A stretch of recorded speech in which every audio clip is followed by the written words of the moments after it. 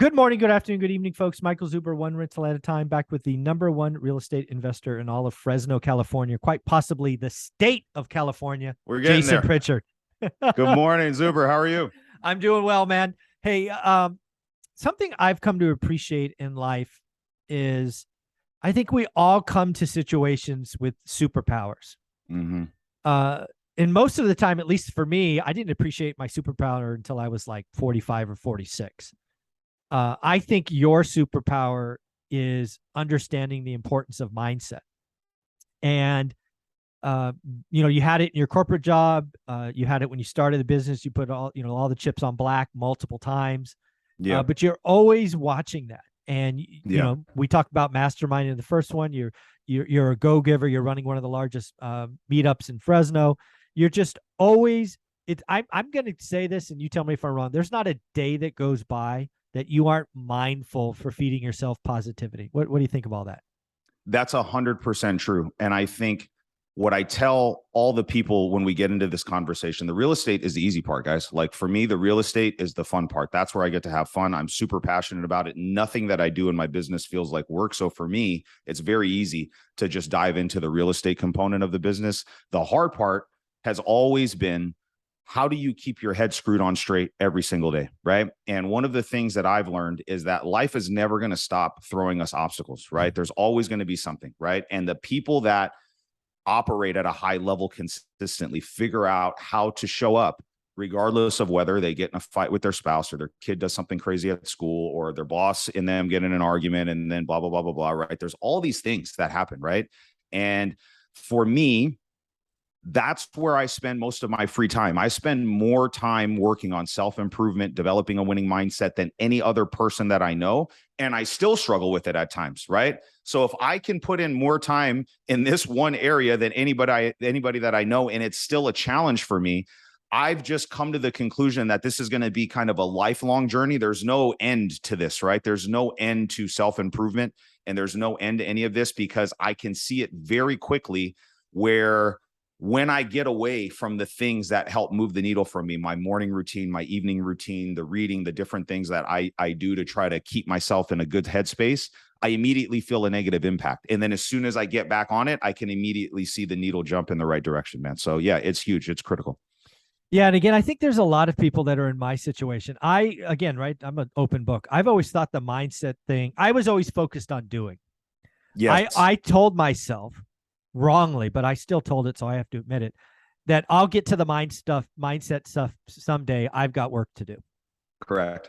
Yeah. That was so wrong. I was like you. I was skeptical. I'm very naturally like a skeptical person, right? Mm-hmm. And I was like, whatever, because I'm a worker, dude. Like I have my work capacity and my work ethic. I can outwork most people that I know, right? So for me, at the beginning, it was just sheer will at the beginning. So I think you have to have that gear too. You know what I mean? Because you're not going to get anywhere unless you put the work in. So I think having the drive and the capacity to put in the hours is one thing. But what will happen is if your mindset is not dialed in, you'll actually start self-sabotaging in certain areas, right? Because you'll set these limits, whether or not you believe it, right, on your own ability to perform. And I think you're just going to constantly butt up against those things if you can't figure out how to start removing some of these limiting beliefs that we have, right? And when you really take a step back to think about it, these belief systems that we have about money or our ability to achieve something, they're not our own belief systems. There are things that have been programmed into us by our parents or our teachers or society or school or whatever, right?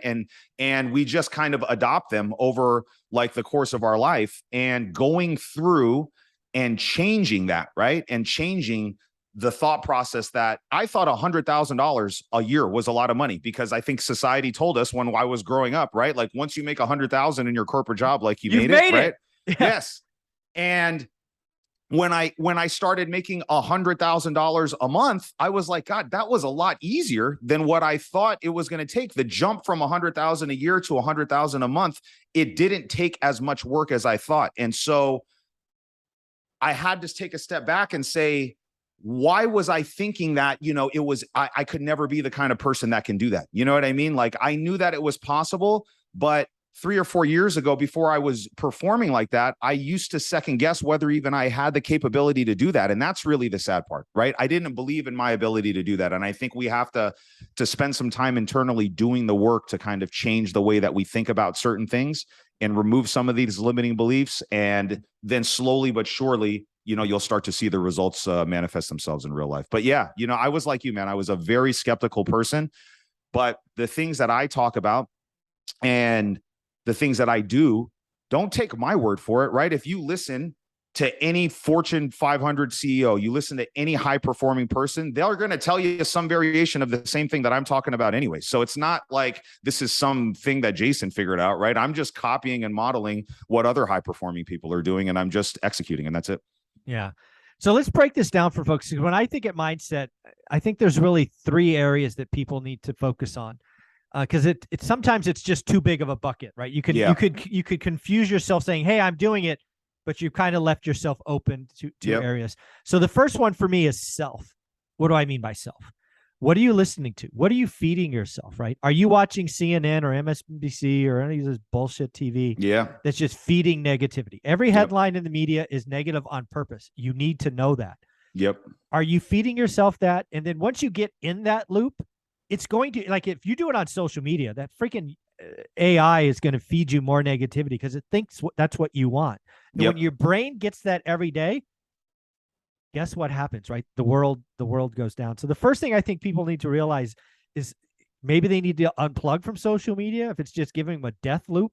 But yeah, you got to watch what you feed yourself. Sometimes, being quiet is better than having negativity on. What do you think of that?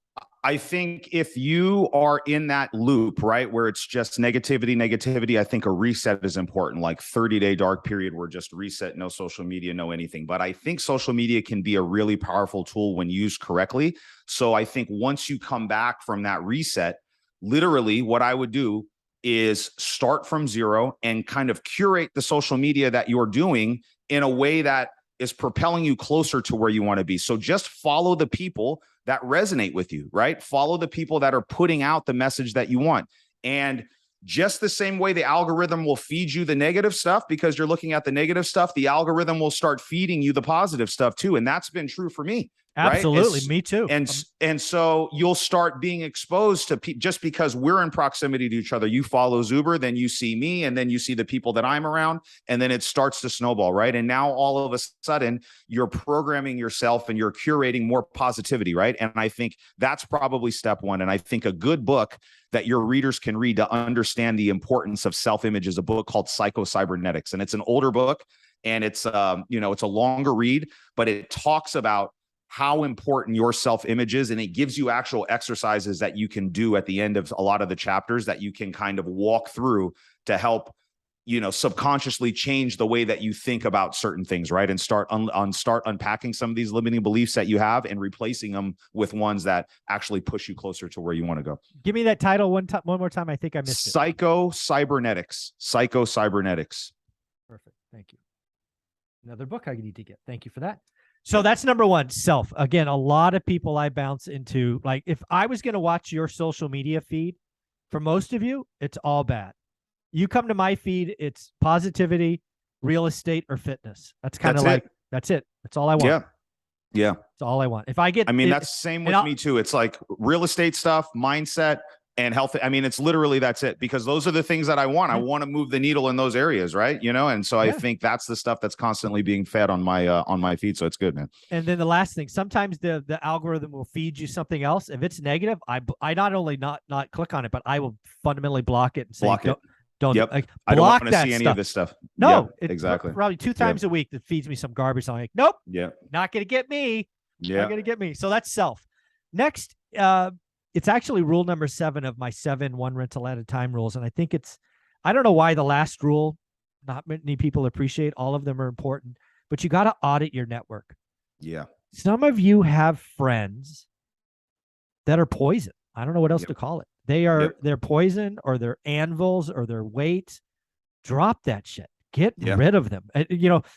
Some of you might be relatives, just, you got to audit your network. It is an underappreciated skill. But yeah, some people got some some bad relationships, I think. That was one of the things, and you hear this quote, and I heard it initially from Jim Rome. I don't know if he's the one that coined it, but it's, you're the average of the 5 people that you spend the most time with. And I have found that to be 100% true in my life.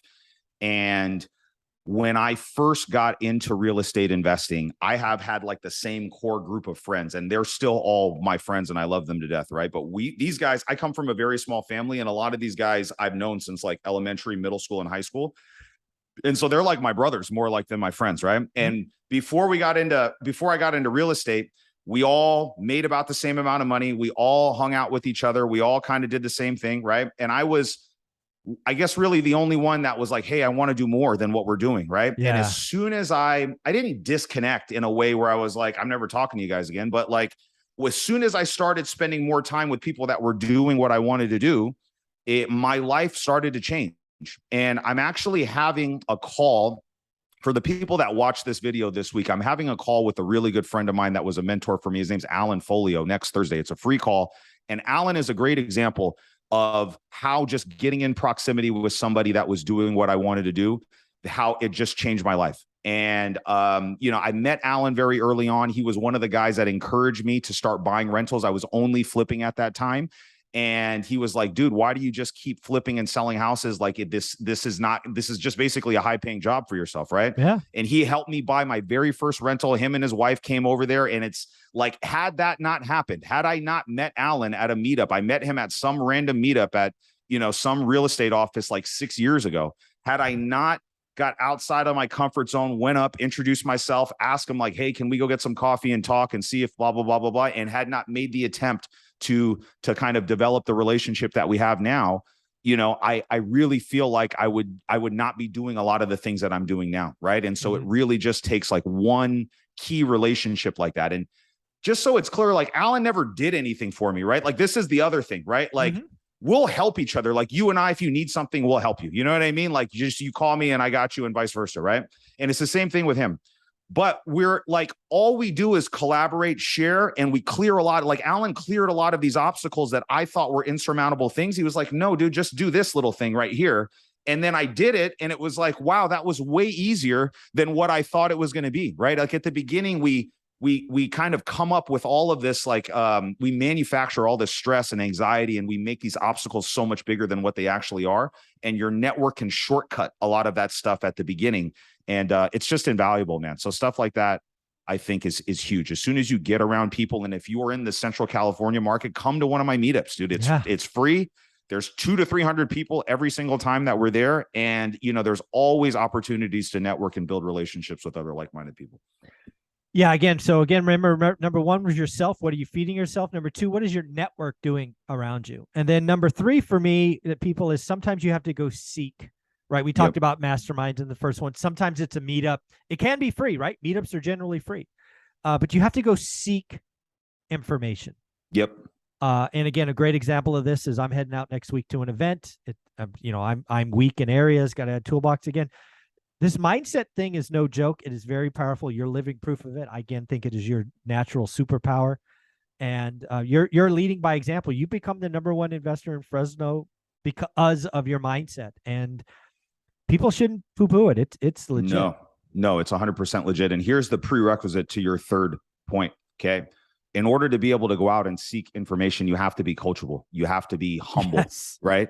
Like, and that can be difficult for people that have, maybe experienced some of the success that we've had, right? Where you feel like, and when you're active on, so this is kind of like the dichotomy of being on social, right? Like you post a lot of your stuff there. So you have so many people on this side saying, dude, you're crushing it. It's amazing. If I was doing what you're doing, I would blah, blah, blah, blah, blah, blah, blah. Right. And in my head, I'm like, I've convinced myself that I barely scratched the surface of what's possible. Right.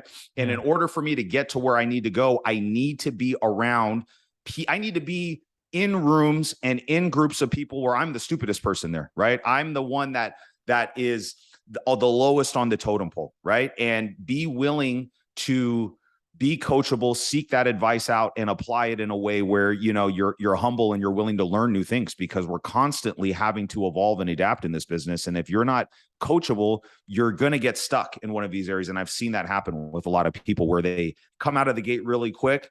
and their head starts to get big and they think that they've got it all figured out, and they just hit this plateau and they can just never get past it. You know, or the market changes on them and they don't change and they go bankrupt. Exactly. Yes. Right. And they don't realize like, hey, what we were doing to get here isn't going to work anymore. Right. Yeah. And so we can like complain about it or like put our heads in the sand, or we can do what we're doing now. Right. Get around other people that are there. Let's put our heads together. Let's collaborate. Let's talk about what's working in other areas and start to fine tune our business and start making the necessary tweaks in order to thrive. Yeah, and one of the things that I think people need to realize is I believe evolution taught us this. It's not the fastest or the strongest that survive. It's the most adaptable. I agree. I agree 100%. Yeah. So again, we're going into a market that's changed. One of my experts on Monday, a former builder, is like, hey, good times never last, bad times never last. Well, guess what? Winter's coming. Yeah. How are you going to adapt? The great ones like Jason will be bigger and badder. Go watch video number 2. We're estimating $300,000 profit over under. Come join the party. Take the over or the under on 9 deals. So quite the thing. Jason, where can people find you? Just on social media is the easiest place, guys. Facebook, Instagram, just put my name in there. I get a lot of your viewers that reach out to me after we post some of our content, and I love answering their questions and helping out. Awesome. So yeah, just reach out, and if I can be a resource, I will be, guys. Yeah, and if you want to have a fun follow, go ahead and look at Jen Pritchard. It is Jen, right? Yeah, this is Jen Pritchard. Yeah, so she's fun. I don't want to let the cat out of the bag soon, but we've got some big changes kind of happening here soon, man. So yeah, it'll be interesting, man, the next couple of weeks, man. So yeah, it'll be good. Awesome. Thanks, buddy. Cool. Thanks.